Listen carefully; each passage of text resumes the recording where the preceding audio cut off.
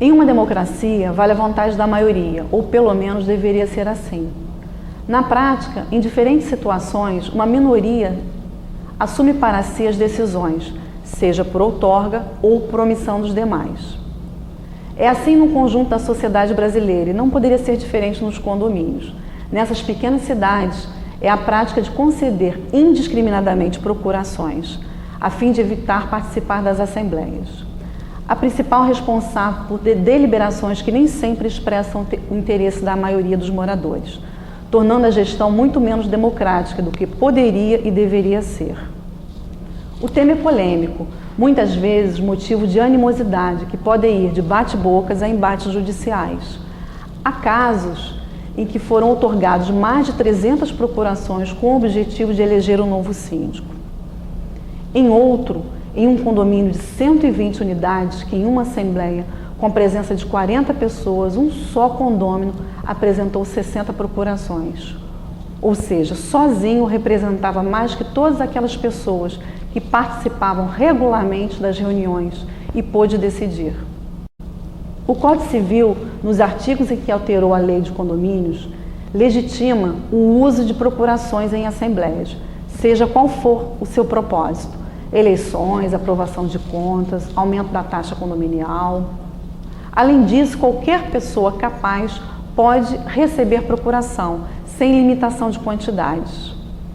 Algumas convenções têm um item que restringe a quantidade de procurações a serem apresentadas por um único condômino em assembleia, ou proíbe o síndico de portar procurações de outros condôminos.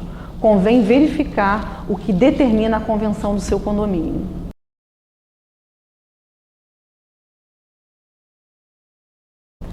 A escritura de convenção pode impor algumas regras próprias, como limitar o número de procurações e proibir que pessoas da administração e seus parentes recebam procurações. Outras dicas quanto ao que deve constar no documento.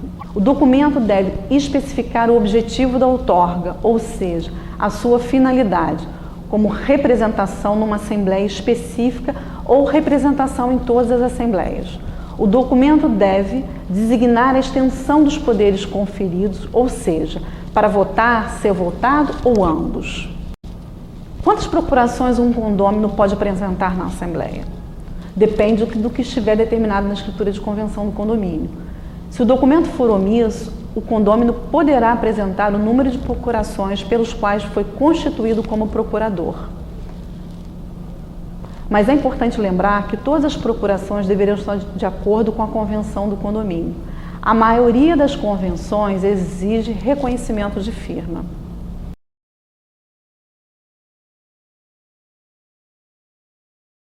Segundo a lei, a procuração é um instrumento de mandato que concede a quem a recebe poderes para, em seu nome, praticar atos ou administrar interesses. Todas as pessoas capazes são aptas para dar procuração, mediante instrumento particular, que valerá desde que tenha assinatura do outorgante, cidade e qualificação, tanto do outorgante quanto do outorgado, além da data e extensão dos poderes conferidos.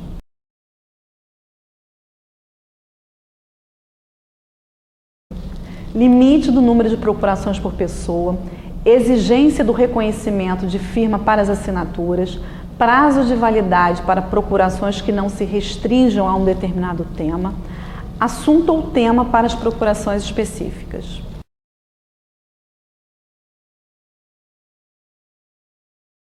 É majoritário o entendimento de que uma maior participação dos moradores na vida condominial pode resolver essa questão.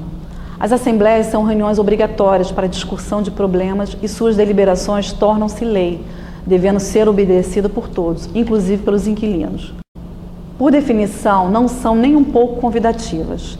Junte-se a isso o excesso de compromisso, as preocupações de cada um dos moradores, o cansaço depois de um dia de trabalho e temas que muitas das vezes resultarão em mais despesas para bolsos já castigados.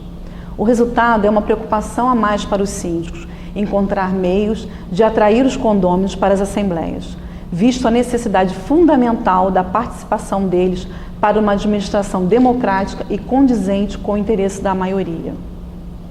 Uma dica importante é tornar as reuniões mais atrativas. Sugerimos aos condôminos que planejem com antecedência uma pauta e discutam os temas informalmente com os moradores antes de cada reunião marcada. O objetivo é adiantar as decisões, garantindo que no dia tudo transcorra com mais objetividade, dinamismo e leveza. A informalidade é essencial. Como geralmente as assembleias são realizadas à noite, quando as pessoas já estão cansadas, uma boa dica é transformar esse momento em um happy hour, uma oportunidade para os moradores relaxarem depois do trabalho. Para isso, o ambiente deve ser modificado. Primeiramente, deve-se abolir as cadeiras organizadas, como nas escolas, e as mesas podem ser posicionadas nas laterais. Desta forma, ganha-se espaço para que as pessoas transitem e possam conversar uma com as outras. Alguns petiscos e talvez até uma música ambiente também ajudam. Estas são iniciativas simples que podem contribuir para acabar com a má fama das reuniões de condomínio, levando os moradores a querer participar mais.